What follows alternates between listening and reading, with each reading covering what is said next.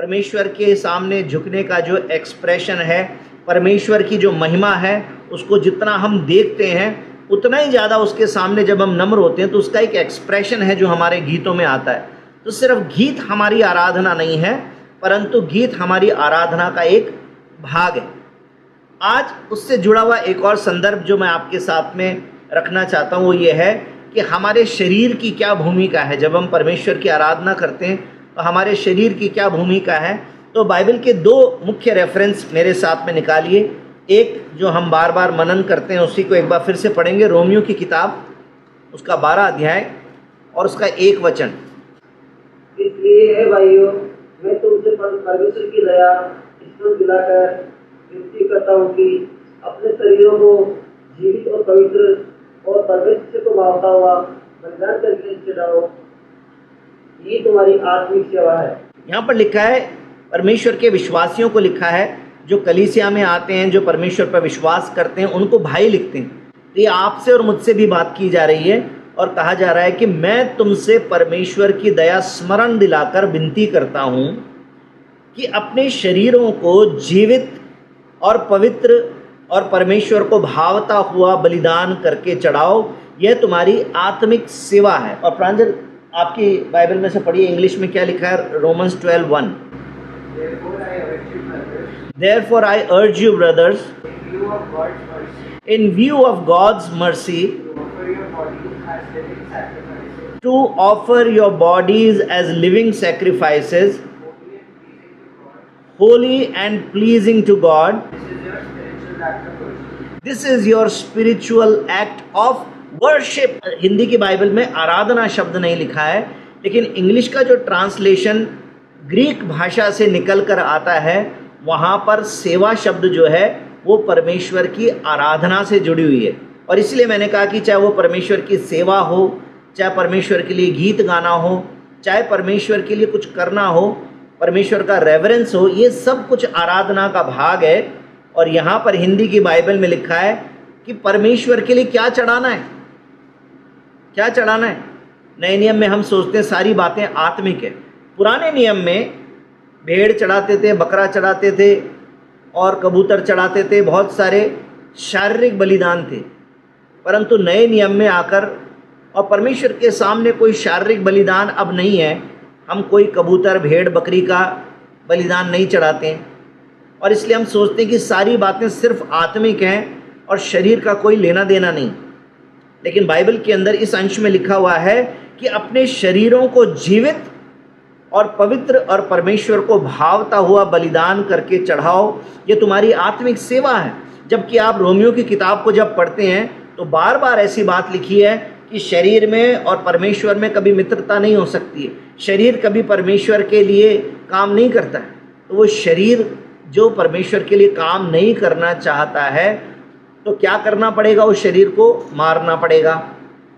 बलिदान का अर्थ होता है किसी चीज़ को मार कर और समर्पित कर देना, शरीरों को जीवित रूप से मारना। जैसे यीशु मसीह ने कहा था कि यदि कोई मेरा चेला बनना चाहे, मेरे पीछे आना चाहे, तो अपने आप का इनकार करे, अपना क्रूस उठाए और मेरे पीछे हो ले। ये होता है अपने आप को मारना। और पौलुस इस बात की गवाही गलातियों की किताब 2 अध्याय 20 वचन में देता है कि अब मैं जीवित नहीं हूँ। अगर वो शारीरिक रूप से जीवित नहीं होता तो पत्री लिख नहीं सकता था, परंतु वो कह रहा है कि अब मैं जीवित नहीं हूँ, पर जो मैं जीवित हूँ तो ये उस विश्वास के द्वारा में है जो यीशु मसीह में। इसका मतलब हम जो विश्वासी हैं अपने विश्वास में एक ऐसा एक्ट ऑफ वर्शिप करते हैं, एक ऐसी आत्मिक सेवा करते हैं जिसमें अपने शरीर को हम जीवित बलिदान करके परमेश्वर के सामने चढ़ा देते हैं। कहने का मतलब है इस शरीर के द्वारा, इस शरीर की कामों से, इस शरीर की क्रियाओं से जब शैतान चाहता है कि हम परमेश्वर के लिए कुछ भी ना करें, इस शरीर को अपनी मनमर्जी का आराम दें, इसको अपनी मनमर्जी का खाना दें, इसकी मनमर्जी की सारी ज़रूरत को पूरा करें, उस समय उन सारी चीज़ों से दूर होकर इस शरीर को परमेश्वर के लिए इस्तेमाल करना, ये परमेश्वर के लिए एक सेवा है। इसी का एक दूसरा संदर्भ भी पढ़े, रोमियो की किताब उसके 6 अध्याय और 6 अध्याय का 12 से 14 तक पढ़ेंगे और उसके बाद में रोमियो की किताब 6 अध्याय उसका 16 से 19 वचन तक। इसलिए पाप तुम्हारे नश्वर शरीर में राज्य न करे कि तुम उसकी लालसाओं के अधीन रहो और न अपने अंगों को अधर्म के हथियार होने के लिए पाप को सौंपे, पर अपने आप को मरे हुए में से जी उठा हुआ जानकर परमेश्वर को सौंपो और अपने अंगों को धर्म के हथियार होने के लिए परमेश्वर को सौंपो। तब तुम पर पाप की प्रभुता न होगी, क्योंकि तुम अवस्था के अधीन नहीं वरन अनुग्रह के अधीन हो। धन्यवाद नरेंद्र भाई। यहाँ पर टू फोल्ड ब्लेसिंग लिखी हुई है। यदि हम विश्वासी हैं तो परमेश्वर कहता है कि पाप तुम्हारे नश्वर शरीर में राज्य ना करे कि तुम उसकी लालसाओं के अधीन रहो और न अपने अंगों को अधर्म के हथियार होने के लिए पाप को सौंपो। यानी कि परमेश्वर ने जिस पाप को क्षमा कर दिया है, जिस पाप को मिटाकर और अपना संतान हमको बनाया है, अपना विश्वासी हमको बनाया है, अब फिर से वो पाप हम पर प्रभुता ना करे, उसके लिए ज़रूरी है कि अपने आप को मरे हुए में से जी उठा जानकर। पहले मैंने क्या पढ़वाया? पहले मैंने ये आपको पढ़वाया कि अपने आप को जीवित रूप से मारना है, यानी अपनी इच्छाओं को मारकर, हमारा शरीर जो कहता है, हमारा दिमाग जो कहता है, हमारी बुद्धि जो कहती है, उन बातों को इग्नोर करके परमेश्वर का वचन क्या कहता है उस बात को मानकर जीना, अपने आप को बलिदान करना है। बलिदान करने का मतलब होता है मार देना। लेकिन अब यहाँ पर वचन लिखा हुआ है कि मरे हुओं में से जी उठा समझकर, जी उठा हुआ जानकर अब अपने आप को परमेश्वर के लिए सौंप दो और अपने अंगों को धर्म के हथियार, धर्म यहाँ पर रिलीजन नहीं है, इंग्लिश की बाइबल पढ़ेंगे तो वहाँ पर राइचियसनेस लिखा है, यानी कि यहाँ पे धर्म की जगह क्या शब्द है? धार्मिकता। तो लिखा है अपने अंगों को धार्मिकता के हथियार होने के लिए परमेश्वर को सौंपो। और इसका एक और ब्लेसिंग है कि जब अपने आप को मरे हुए में से जी उठकर और परमेश्वर के हाथों में अपना शरीर सौंपेंगे, इन शरीर के अंगों को परमेश्वर की महिमा के लिए इस्तेमाल करना शुरू करेंगे, तो लिखा है 14 वचन में, तब तुम पर पाप की प्रभुता ना होगी। मेरे भाइयों, बीते दिनों में मैंने आपको सिखाया था कि जिस दिन हमने प्रभु यीशु मसीह को ग्रहण किया उस समय पर परमेश्वर से हमें पापों की क्षमा मिल गई। लेकिन जैसे जैसे आज्ञाकारिता का हम जीवन जीने चलते हैं और परमेश्वर के साथ चलते रहते हैं, तो पाप की जो प्रभुता है, द पावर ऑफ सिन, वो भी हम पर से खत्म होता चला जाता है। इसलिए परमेश्वर का वचन हमको तरीका बताता है कि पाप तुम पर प्रभुता ना करे। अगर ऐसा चाहते हो तो क्या करना पड़ेगा? अपने शरीरों को परमेश्वर के लिए इस्तेमाल करना पड़ेगा। 16 से 19 पढ़ें राम कुमार जी। क्या तुम नहीं जानते कि जिसकी आज्ञा मानने के लिए तुम अपने आप को दासों के समान सौंप देते हो, उसी के दास हो, चाहे इस पाप के जिसका अंत मृत्यु हो, चाहे अधिक आज्ञाकारिता के जिसका अंत धार्मिकता हो। परंतु परमेश्वर का धन्यवाद हो कि तुम जो पाप के दास थे अब मन से उस उद्देश्य के मानने वाले हो गए हो जिसके साँचे में डाले गए थे, और पाप से छुड़ाए जाकर धर्म के दास हो गए। मैं तुम्हारी शारीरिकता दुर्बलता के कारण मनुष्य की रीति पर कहता हूँ, जैसे तुमने अपने अंगों को कुकर्म के लिए अशुद्धता और कुकर्म के दास करके सौंपा था, वैसे ही अब अपने अंगों को पवित्रता के लिए धर्म के दास करके सौंप दो। आमीन। धन्यवाद राम कुमार जी। यहाँ पर लिखा हुआ है कि पहले तुम पाप के दास थे, तो तुम पहले पाप के लिए जीवन जीते थे, अपने शरीर का इस्तेमाल पाप के लिए करते थे। और 18 वचन में लिखा है कि पाप से छुड़ाए जाकर अब तुम धर्म के दास हो गए हो। यदि आपने प्रभु यीशु मसीह पर विश्वास किया है, यदि आपने इस बात पर विश्वास किया कि इस दुनिया का बनाने वाला एक ही ईश्वर है, वो हमसे प्रेम करता है, उसके सामने हम अपने पाप लेकर नहीं जा सकते, यदि आपको इस बात का एहसास है कि अपने मन के विचारों से, अपने मुंह के शब्दों से, अपने कर्मों से हमने अपने जीवन में पाप किया था और इसलिए हमें क्षमा की ज़रूरत है, और प्रभु यीशु मसीह से क्षमा मांग के प्रभु यीशु मसीह से रिश्ता बनाया है, प्रभु को अपने जीवन में ग्रहण किया है, तो अब पाप की जो बंधन था, पाप की जो दासत्व था, उससे आप छूट गए हैं। इसलिए यहाँ पर लिखा है कि जो जिसका दास होता है वो उसी की सेवा करता है। तो पहले पाप के दास थे तो शरीर का इस्तेमाल पाप के लिए कर रहे थे, लेकिन अब वो कह रहा है कि जैसे अब तुम छूट गए हो तो अपने शरीर का इस्तेमाल किसके लिए करना है? परमेश्वर के लिए करना है। एक बार फिर से इस हिस्से को मैं आपके सामने धीरे धीरे पढ़ता हूँ कि बहुत सारी बातें यहाँ पर सीखने को मिले। यहाँ पर एक डेलिबरेट एफर्ट करने के लिए बोला है, यानी कि जानबूझकर कुछ काम हमको करने हैं। यहाँ पर लिखा हुआ है, क्या तुम नहीं जानते कि जिसकी आज्ञा मानने के लिए तुम अपने आप को दास के समान सौंप देते हो, उसी के दास होते हो। चाहे पाप के, अगर तुम पाप के दास हो तो उसका अंत मृत्यु है। चाहे आज्ञाकारिता के, परमेश्वर की आज्ञाकारिता करोगे तो उसका अंत धार्मिकता है। परंतु परमेश्वर का धन्यवाद हो कि तुम जो पाप के दास थे, ये हम में से हर एक की गवाही है कि हम पाप के दास थे और आज हम छूट कर और धार्मिकता के दास हो गए, परमेश्वर के दास हो गए। पहले हम शैतान के चंगुल में थे, उसके दासत्व में थे, लेकिन प्रभु यीशु मसीह ने हमें अपने लहू से मोल खरीद लिया।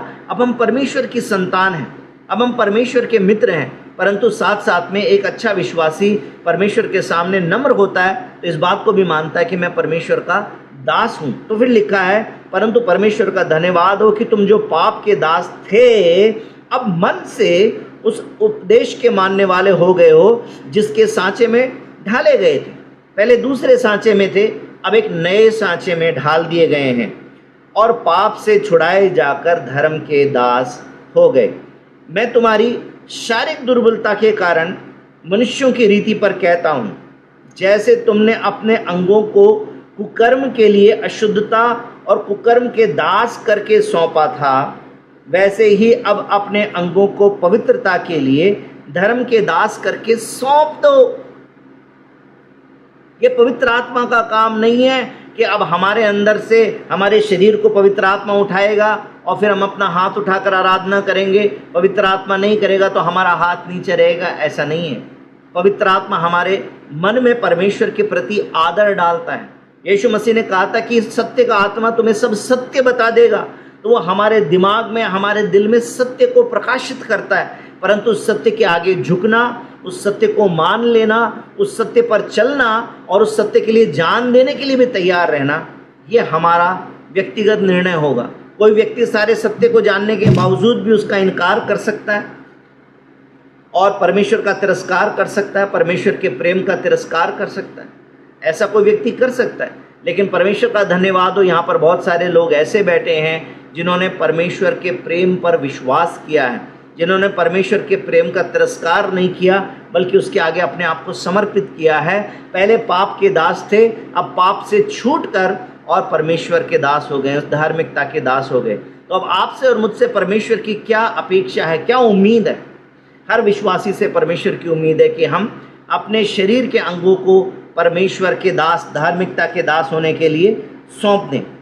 तो मैं बाइबल के अंदर पुराने नियम से लेकर नए नियम तक कुछ अंश ऐसे पढ़ रहा था जिसमें मैंने देखा कि कोई लोग जब परमेश्वर के नज़दीक आते, परमेश्वर की आराधना करते, तो कैसे अपने शरीर के अंगों का इस्तेमाल करते हैं। लेकिन बहुत सारे अंश इसमें से पुराने नियम के। तो आप बोलेंगे, ब्रजेश भैया अब आप पुराने नियम की बात क्यों सिखा रहे हो? पुराने नियम में जो भी कुछ करते थे वो अलग बात है, नए नियम के अंदर तो हम आत्मिकता के चलने वाले हैं। पुराने नियम में कहा था तुम हत्या मत करना, अब नए नियम में तो कहा है कि तुम तो गुस्सा करके गाली भी मत देना। तो हम क्या आत्मिकता के द्वारा चलें, आत्मा के द्वारा चलें, या पुराने नियम से सीखें? तो मैं आपसे एक बात पूछना चाहता हूँ। मान लीजिए कोई बच्चा कभी अपनी माँ से मिला नहीं, जब वो पैदा हो रहा था तो उसकी माँ उसको जन्म देते देते मर गई। अब वो अपनी माँ के बारे में जानना चाहता है, तो क्या वो अपनी कल्पना से या सिर्फ कुछ लिखी हुई बातों से, जो माँ की पुरानी चिट्ठियाँ लिखी होंगी कोई किसी को, क्या सिर्फ उससे जानेगा? या हो सकता है उस समय के कोई लोग होंगे जो अभी भी जीवित होंगे, जैसे उसका पिता होगा, जैसे उसके दादा दादी होंगे, जैसे उसके नाना नानी होंगे, मौसी मौसा होंगे, बहुत सारे परिवार के लोग होंगे। उनसे पूछेगा कि मेरी मम्मी कैसी दिखती थी, मेरी मम्मी को क्या अच्छा लगता था, मेरी मम्मी को खाने में क्या अच्छा लगता था, कौन से रंग के कपड़े अच्छे लगते थे। उन तरीक़ों से वो अपनी माँ को और भी ज़्यादा जान सकता है। ये बात सच है या नहीं? मैं विश्वास करता हूँ कि आप बोलेंगे ये बात सच है।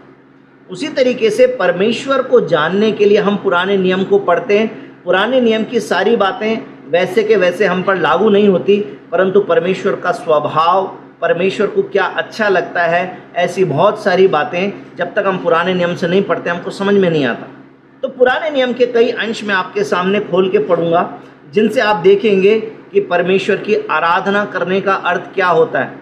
और भजन संहिता के अलावा कहीं पर भी आपको ऐसा कोई रेफरेंस नहीं मिलेगा कि गीतों के द्वारा परमेश्वर की आराधना हो रही है या परमेश्वर की सेवा हो रही है। तो परमेश्वर की सेवा करने के लिए क्या क्या तरीके हो सकते हैं, उन बातों को हम देखने की कोशिश करते हैं। सबसे पहले मेरे साथ में आइए, बाइबल की सबसे पहली किताब उत्पत्ति किताब, उसके 24 अध्याय और उसके 26-27 वचन के अंदर क्या लिखा है? तब उस पुरुष ने सिर झुकाकर यहोवा को दंडवत करके कहा। क्या कर रहा है यहाँ पर? एक अब्राहम का दास है और अब्राहम वृद्ध हो चुका है। इस 24 अध्याय को शुरू से पढ़ेंगे तो अब्राहम बूढ़ा हो चुका है, इसहाक जवान हो गया है और इसहाक के लिए अब शादी का समय आ गया है, इसलिए उसके लिए दुल्हन चाहिए। तो अब्राहम ने अपने एक दास को भेजा और उसने किसी विशेष स्थान पर जाने के लिए बोला कि दास जो है वो वहाँ जाएगा और परमेश्वर के अगुवाई में अब्राहम के बेटे इसहाक के लिए एक दुल्हन ढूंढ कर लाएगा। और वो ऐसे ऐसे अलग अलग स्थानों पर चलते चलते एक स्थान पर पहुंच गया है जहां पर एक कुंवारी लड़की जो है उसको दिखाई पड़ गई है। और सारी बातों को जानने के बाद में उसने परमेश्वर का क्या किया है? धन्यवाद किया है। परमेश्वर का धन्यवाद करने के लिए एक फिजिकल जेस्चर, एक उसके शरीर का एक काम हमको यहाँ पर दिखाई पड़ता है। वो जो 26 वचन में लिखा है, उस पुरुष ने क्या किया? अपना सिर झुकाया, अपने परमेश्वर के सामने सिर झुकाया। यहाँ पर अब्राहम के समय का ये जिक्र है कि उस समय पर परमेश्वर के सामने सर झुकाते। अब निर्गमन की किताब में आए, निर्गमन की किताब उसका 4 अध्याय और उसका 31 वचन। अब यहाँ पर मूसा का समय है और मूसा और हारून जो है वो अब इस समय एक साथ हैं। और 31 वचन में लिखा है, और लोगों ने उनका विश्वास किया और यह सुनकर कि यहोवा ने इज़राइलियों की सुधि ली और उनके दुखों पर दृष्टि की है, उन्होंने सिर झुकाकर दंडवत किया। मूसा के समय में भी परमेश्वर की आराधना करने के लिए, परमेश्वर का आदर करने के लिए परमेश्वर के भक्तों ने क्या किया? परमेश्वर के सामने सर झुकाया। आज भी पूरे संसार के अंदर, regardless of our culture, regardless of our region, कौन से देश में रहते हैं, कौन सी संस्कृति में रहते हैं, इसको छोड़ दीजिए, लेकिन सारे संसार के अंदर समर्पण का एक बहुत साधारण तरीका जो है वो ये है कि हम अपने सर को झुका लेते हैं।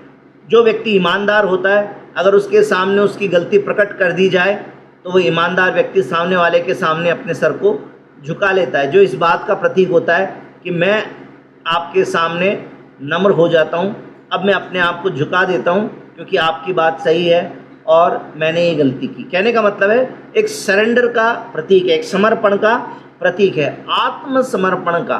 तो अपने सरों के द्वारा, अब मैं शरीर के अंगों की बात कर रहा हूँ, आज का फोकस ही है कि अपने शरीर के अंगों को परमेश्वर की आराधना के लिए कैसे इस्तेमाल करना।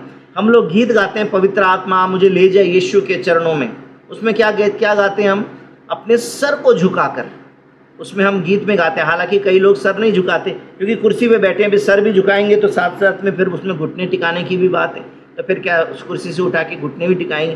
तो शायद घुटने टिकाते नहीं होंगे, शायद उस समय सर झुकाते नहीं होंगे, लेकिन अपने दिल में उस एक्सप्रेशन को अपने गीत के द्वारा हम प्रकट करते हैं कि परमेश्वर मैं आपके सामने सर झुकाता हूँ।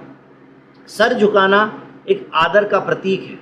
तो जो सिर्फ हमारे गीत में एक्सप्रेशन है उसको करना, इसमें कोई बुराई नहीं है। अगर हो सके तो जब हम परमेश्वर के सामने प्रार्थना करने बैठें तो ऐसे घमंडी होकर ना बैठें, आदर करने बैठें, कलीसिया में बैठें तो ऐसे घमंडी होकर ना बैठें, प्रार्थना करने बैठें, कोई दूसरा व्यक्ति प्रार्थना कर रहा है हम ऐसे घमंडी होकर बैठे, ऐसे नहीं। जब प्रार्थना हो तो क्या करना? अपने सरों को झुका लेना, परमेश्वर के सामने अपने सरों को झुका लेना।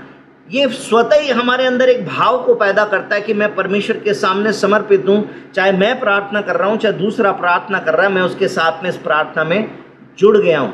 मैं परमेश्वर के सामने नतमस्तक हूँ। नतमस्तक एक शब्द हिंदी में इस्तेमाल होता है जो इस बात को दिखाता है कि अब मैं सरेंडर्ड हूँ, अब मैं समर्पण में हूँ। ये हमारे सर के बारे में हुआ। अब मैं आपको 3 अलग अलग रेफरेंस दिखाता हूँ जहाँ हाथ के बारे में लिखा हुआ है, और हाथ के बारे में कम से कम 3-4 अलग अलग एक्सप्रेशंस बाइबल में लिखे हैं। ये भजन संहिता की किताब में से मैं आपको बताऊंगा। 3-4 मेरे साथ में वचन निकालेंगे। भजन संहिता 141 उसका 2 वचन, और दूसरा वचन जो है 63 का 3-4। तो भजन संहिता 141 का 2 क्या लिखा हुआ है? मेरी प्रार्थना तेरे सामने सुगंध धूप और मेरा हाथ फैलाना संकल्प का अन्य बलि ठहरे। हाँ, परमेश्वर का धन्यवाद हो। लिखा है कि मेरी प्रार्थना तेरे सामने सुगंध धूप और मेरा हाथ फैलाना संध्या काल का अन्न बलि ठहरे। जितना परमेश्वर के व्यवस्था के अंदर अलग अलग प्रकार की बलियां दी गई थी, उनके अंदर से एक थी होम बलि, एक थी अन्न बलि। अन्न बलि को इक्वलेंट एक दूसरी बात अपने एक्सप्रेशन में क्या बोलता है? दाऊद बोलता है कि मेरा परमेश्वर के सामने हाथ फैलाना जो है वो भी संध्या काल का अन्न बलि ठहरे।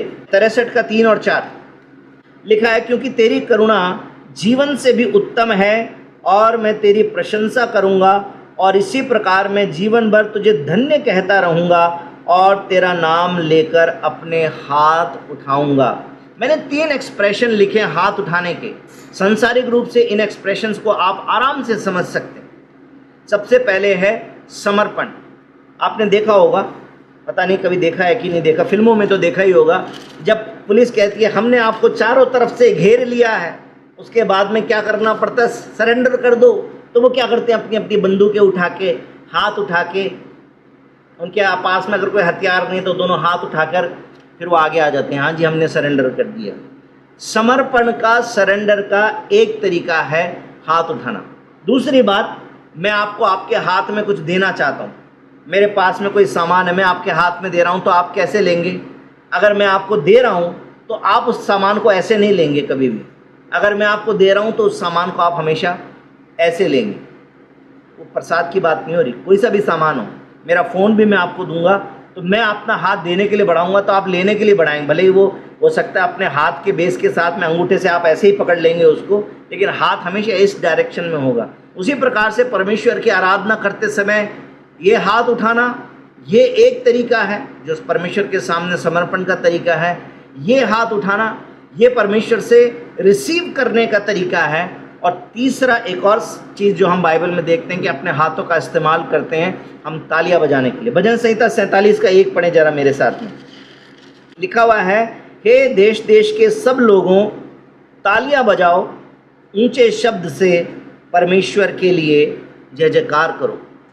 परमेश्वर के लिए जय जयकार करते समय, परमेश्वर के नाम को सराहते समय, परमेश्वर के नाम को ऊंचा करते समय परमेश्वर के लिए तालियां बजाना, ये एक फिजिकल एक्सप्रेशन है जो बाइबल में लिखा हुआ है, और ये हर एक विश्वासी के लिए है। ये पुराने नियम या नए नियम से अलग नहीं होता, क्योंकि पुराने नियम में भी अपने जॉय को, अपने आनंद को प्रकट करने का तरीका था ताली बजाने का। आज भी जब अगर किसी व्यक्ति को आदर सम्मान किया जाता है तो सारे लोग एकदम से क्या करते हैं? माला पहनाते ही सब लोग करेंगे, तालियां बजाएंगे, सब लोग तालियां बजाएंगे। और जो वहाँ पर मॉडरेटर होता है वो भी बोलता है ज़ोरदार तालियां, तालियां रुकनी नहीं चाहिए, सब लोग तालियां बजाएं। ताली बजाना उस आनंद का, उनके दूसरों के जॉय के अंदर शामिल होने का एक तरीका है। परमेश्वर ने जो आनंद दिया, बाइबल में लिखा है कि जहाँ परमेश्वर की उपस्थिति होती है वहाँ आनंद की भरपूरी होती है। परमेश्वर के सेलिब्रेशन में, परमेश्वर की जय के उत्सव में शामिल होने का एक तरीका है परमेश्वर के लिए तालियां बजाना। इसलिए कोई भी विश्वासी इन तीनों अपने हाथों के एक्सप्रेशंस को रोके नहीं। यदि आप विश्वासी हैं परंतु आपको हाथ उठाते समय आपको शर्म आती है, अरे लोग देखेंगे तो क्या बोलेंगे, अरे कोई देख रहा है हाथ उठा रहे हैं तो ये दूसरे लोग देखें, कोई फर्क नहीं पड़ता। जब आप परमेश्वर की आराधना करते हैं तो आपके और परमेश्वर के बीच में वो ट्रांजैक्शन हो रहा है। दूसरा उसका देख के मजाक बनाए, उसको देखे ना देखे, इस बात से कोई फर्क नहीं पड़ता। परमेश्वर से रिसीव करने के लिए तैयार होना है। परमेश्वर का वचन हमको बताता है कि आराधना के समय बहुत सारे बंधन टूटते हैं, आराधना के समय बहुत सारा छुटकारा रिसीव होता है। लेकिन यदि आप रिसीव करने के लिए अपने मन को तैयार नहीं करेंगे, तो कोई आपको देने के लिए अपना हाथ बढ़ा रहा है लेकिन आप अपना हाथ बढ़ा के लेना नहीं चाहते, तो वो चीज़ आपको मिल नहीं सकती।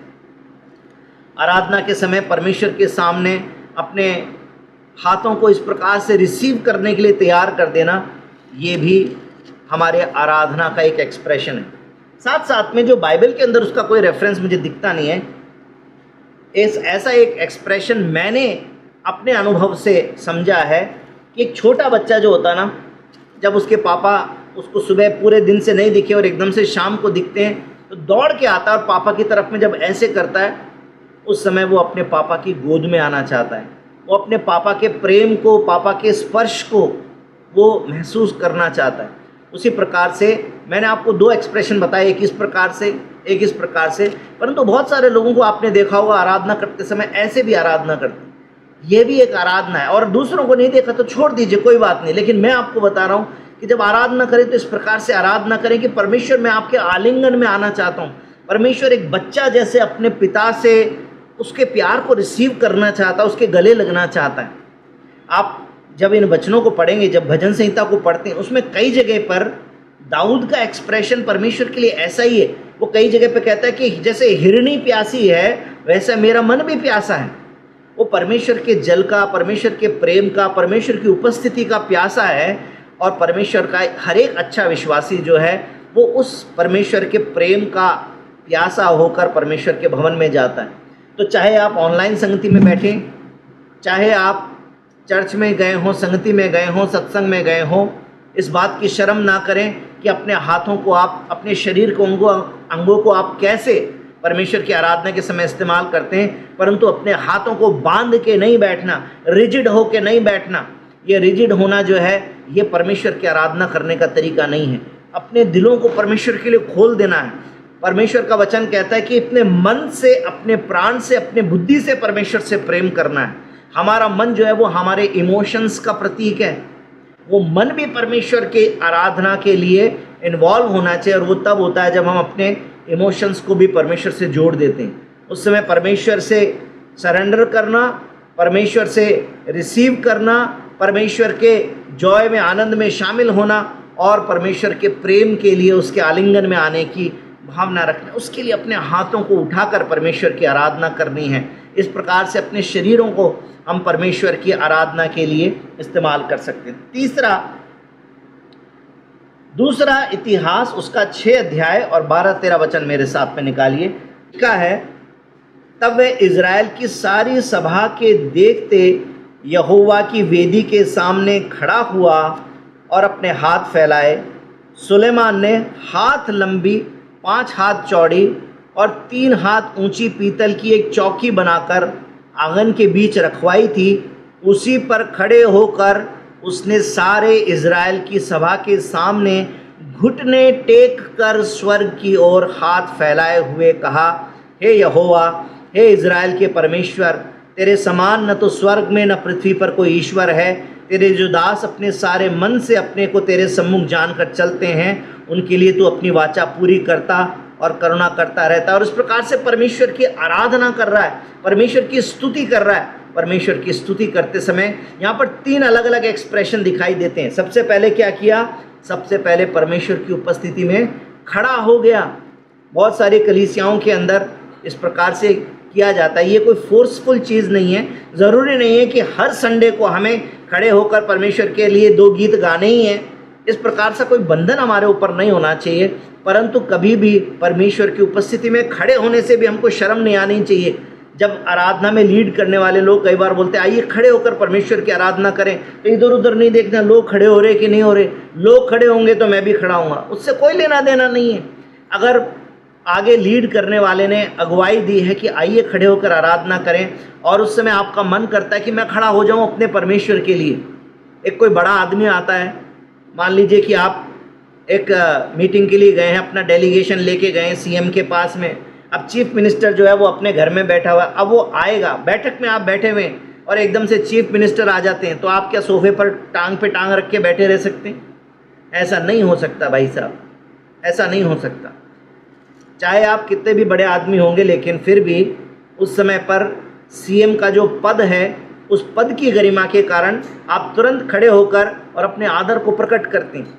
यह आपके एक्सप्रेशन का भाग है उसी प्रकार से जब हम जीवते परमेश्वर की उपस्थिति में आते हैं तो परमेश्वर की आराधना खड़े होकर करना, ये हमारे लिए एक सौभाग्य की बात है, हमारे लिए आशीष की बात है। ये एक एक्सप्रेशन यहाँ पर दिखाई देता है। दूसरा एक्सप्रेशन दिखाई देता है हाथ फैलाए, उसने परमेश्वर के सामने हाथ फैलाए। वो सरेंडर के लिए हाथ फैलाए होंगे क्योंकि वहाँ पर भवन के अर्पण की प्रार्थना होने वाली है। तो उसने अपने परमेश्वर के सामने ये प्रार्थना की होगी, शायद अपने मन में प्रार्थना होगी कि परमेश्वर इस जगह पर आए, परमेश्वर इस भवन के अंदर अपना निवास बनाए। इसलिए वो वहाँ पर परमेश्वर के सामने फैला रहा हाथ, शायद समर्पण के लिए, शायद रिसीव करने के लिए, शायद परमेश्वर के उपस्थिति को अपने पास पाने के लिए। लेकिन यहाँ पर दूसरा एक्सप्रेशन दिखता है हाथ फैलाना, और तीसरा एक्सप्रेशन है घुटने टिकाना। बीते दिनों में एक वीडियो मेरे सामने आया, मैंने बहुत समय पहले भी इस घटना को पढ़ा था, लेकिन इन दिनों में वो वीडियो फिर से आया। हो सकता है आप में से कई लोगों ने भी देखा होगा कि बहुत सारे जवान बच्चे थे और वो लोग जो सेवकाई की पढ़ाई करते हैं, उस प्रकार से सेवकाई की पढ़ाई करने वाले लोग थे। तो उनके जो टीचर थे उन्होंने बोला कि मैं आपको ऐसे प्रभु के दासों के घर लेके चलूँगा जिन्होंने प्रभु की बड़ी सेवकाई करी है पुराने समय में। तो वो अलग अलग प्रभु के सेवकों के घर जाते थे। तो सारा का सारा ग्रुप जो है जवान बच्चों का, वो जॉन वेस्ली के घर में पहुँचे। तो वो पहले लिविंग रूम में गए, तो लिविंग रूम में सब चीज़ देखी, यहाँ पर बैठक करते थे, लोग मिलने आते थे, तो जॉन वेस्ली लोगों से यहाँ मिला करते थे, उनसे बातचीत किया करते थे। फिर बाद में उनकी स्टडी में गए, उनकी लाइब्रेरी देखी कि देखो ये किताबें हैं जो जॉन वेस्ली पढ़ा करते थे, इनमें से कई किताबें जॉन वेस्ली ने लिखी हैं। और इस प्रकार से बहुत सारी चीज़ें यहाँ पर अपना मैसेज तैयार करते। ये टेबल कुर्सी वो वाली है जिस पर वो अपना मैसेज तैयार करते थे। उसके बाद में वो उनके बेडरूम में गए। तो जब बेडरूम में गए तो वहाँ पर एक बच्चे ने पूछा कि यहाँ पर क्या है। तो उन्होंने बोला कि यहाँ पर जॉन वेस्ली सोया करते थे, ये उनका शयन कक्ष था। जब लोगों से दूर होते थे और आराम करने के लिए आते थे तो अपने कमरे में सोते थे। तो उन्होंने देखा कि सामने बेड के पास में 2 गड्ढे बने हुए थे। बोलते ये 2 गड्ढे क्या हैं? उन्होंने बोला ये वो जगह है जहाँ पर सोने से पहले और उठने के बाद जॉन वेस्ली अपने दोनों घुटने टिकाकर परमेश्वर से प्रार्थना किया करते थे कि परमेश्वर एक रिवाइवल को लेके आए। और इसलिए परमेश्वर ने जॉन वेस्ली को बड़ा इस्तेमाल किया। फिर उसके बाद में टीचर ने बोला चलो अब सब लोग चलेंगे, बस में बैठेंगे। सारे लोग जाके बस में बैठ गए। उन्होंने काउंटिंग करी तो देखा एक बच्चा कम है। तो घर में देखने गए, सब जगह जब ढूंढ रहे थे तो वहाँ पर देखा कि एक बच्चा जो है कहीं नहीं मिल रहा। तो वो जॉन वेस्ली के बेडरूम में मिला। जॉन वेस्ली के घुटनों के निशान जहाँ पड़े हुए थे वहाँ पर अपने दोनों घुटने टिका के और एक बच्चा प्रार्थना कर रहा था कि परमेश्वर जैसे जॉन वेस्ली को आपने इस्तेमाल किया और पूरे दुनिया में आप एक रिवाइवल को लेकर आए, उसी प्रकार से मेरे जीवन काल में एक बार फिर से ऐसा करिए, मुझे इस्तेमाल करिए ताकि एक बड़ा रिवाइवल आ सके। और मेरे भाई और बहनों, वो जो बच्चा था जो जॉन वेस्ली के घुटनों में अपने घुटने फंसा के उन गड्ढों में अपने घुटने टिकाकर और परमेश्वर से प्रार्थना कर रहा था, उसका नाम था बिली ग्राहम। और बिली ग्राहम इस दुनिया में वो व्यक्ति है जिसको सबसे ज़्यादा लोगों तक सुसमाचार पहुंचाने का क्रेडिट इस संसार में दिया जाता है। जितने लोगों तक सुसमाचार बिली ग्राहम ने पहुंचाया, उतना रिवाइवल, उतना इवेंजलिज्म का काम इस दुनिया में किसी दूसरे प्रभु के दास ने नहीं किया। जब जॉन वेस्ली के घुटनों के गड्ढों में घुटने टिकाकर वो बैठा था, वो बच्चा, वो किसी को दिखाने के लिए नहीं कर रहा था, परंतु उसकी आत्मा की भूख थी कि जैसे जॉन वेस्ली का इस्तेमाल किया, प्रभु मेरा भी इस्तेमाल कर। तो परमेश्वर ने उसकी उस दिल की प्रार्थना को सुना और एक इतने बड़े काम को उसके द्वारा अंजाम दिया कि आज बिली ग्राहम किसी भी व्यक्ति के लिए किसी इंट्रोडक्शन का मोहताज नहीं है। मेरे भाई और बहनों, बहुत सारे और भी मेरे पास में एग्जाम्पल है। समय हमारे पास में ख़त्म हो रहा है। ये सेवकों के लिए भी सीखने की बात है कि अपने घुटनों को टिकाना, ये मैं बता दूं आपको, ये सिर्फ एक फिजिकल एक्सप्रेशन की बात नहीं है। जैसे ही आप घुटनों पर आएंगे, आप करके देखिए, प्रार्थना करने के लिए अपने बेड साइड पे एक बार घुटनों पर आके देखिए, आपका अंदर से एक्सप्रेशन चेंज हो जाएगा। आप परमेश्वर के प्रति जो प्रेम और समर्पण अपने अंदर से महसूस करेंगे, वो एकदम अलग लेवल का होगा। ये मैंने अपने जीवन के अंदर अनुभव करके देखा है, घुटनों पर आकर देखा है। इसलिए मैं अपने अनुभव से आपको कहना चाहता हूँ कि बाइबल के अंदर बहुत सारे फिजिकल एक्सप्रेशंस हैं जिनके द्वारा हम सीखते हैं कि कैसे हम परमेश्वर की आराधना करें। मेरे भाई और बहनों, कई बातें सिर्फ ऐसे लगता है कि कॉन्सेप्चुअल है, लेकिन मैं आपसे कहना चाहता हूँ करके देखिए। अपने हाथों को उठाकर देखिए, अपने सरों को झुकाकर देखिए, अपने घुटनों को टिकाकर देखिए। और यहाँ तक कि एक एक्सप्रेशन जो बाइबल के अंदर दूसरा शमूएल और उसके 6 अध्याय में मिलता है, अपने आप से पढ़ के देखिएगा, 24 वचन में और 22 वचन में। वहाँ पर दाऊद परमेश्वर के लिए नाचता था। परमेश्वर के लिए नाचना भी एक एक्सप्रेशन है जिसके द्वारा हम परमेश्वर की आराधना करते हैं। कभी भी शर्मिंदा होकर अपने हाथों को उठाने से, परमेश्वर के लिए नाचने से, परमेश्वर के सामने घुटने टिकाने से नहीं रुकना है। किसी बात की शर्म करने की जरूरत नहीं, क्योंकि आपके और परमेश्वर के बीच में परमेश्वर कहता है कि पहले पाप के दास थे तो अपने शरीरों को पाप के लिए इस्तेमाल करते थे, तो अब परमेश्वर के दास हो तो परमेश्वर की महिमा के लिए अपने शरीरों को इस्तेमाल करना है। आमीन। परमेश्वर पवित्र आत्मा इस बात में हमारी सहायता करे। बोलो यीशु मसीह की जय। प्रभु आप सबको आशीष दे, सबको जय मसीह की।